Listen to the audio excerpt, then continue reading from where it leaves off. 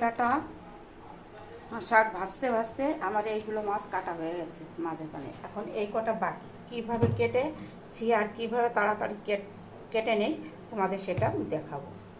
এই কটা কাটা হয়ে গেছে আর এই কটা কাটা হয়নি, কীভাবে ওই কটা কেটেছি সেটা দেখাবো। একটা দেখাই, সব বুঝে যাবে। এইটা ফেলে দিই, এইটা ফেলে দিই, আর এই মাঝখানেটা ফেলে দিই। তারপরে পেটটা কেটে নিই, বটি দিয়ে কাটি আমি এইভাবে। এইটা এই নোংরাটা পেটে বের করে ফেলি, আর এইটা এইভাবে কেটে। এইভাবে আমি সমস্ত মাছগুলো কেটেছি শাক বাছতে বাছতে।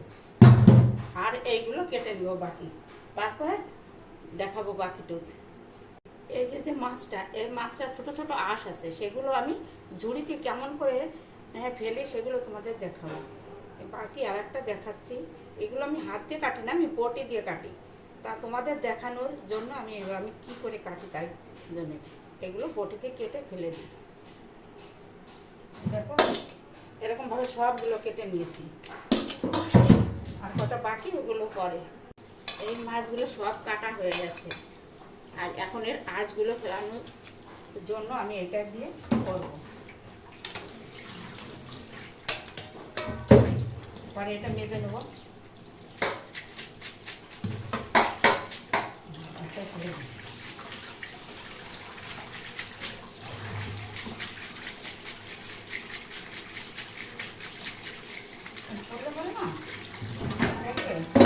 পরে আরো ভালো করে ধোবো, কিন্তু দেখাচ্ছে এই আঁশগুলো এরকম পড়ে যায়, এই আঁশগুলো বেরিয়ে যায়।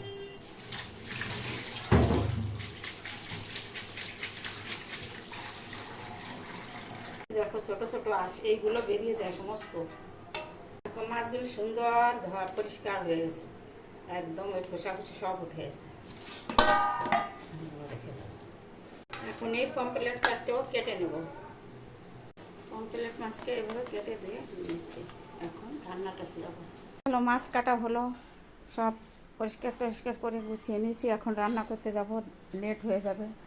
এখন 1:30 বেজে গেছে, আর দেখাতে পাচ্ছি না। চলো চলো এখন রান্না বসাবো। এই মাছ দিয়ে কি করব কি না করব এখনো ঠিক হয়নি।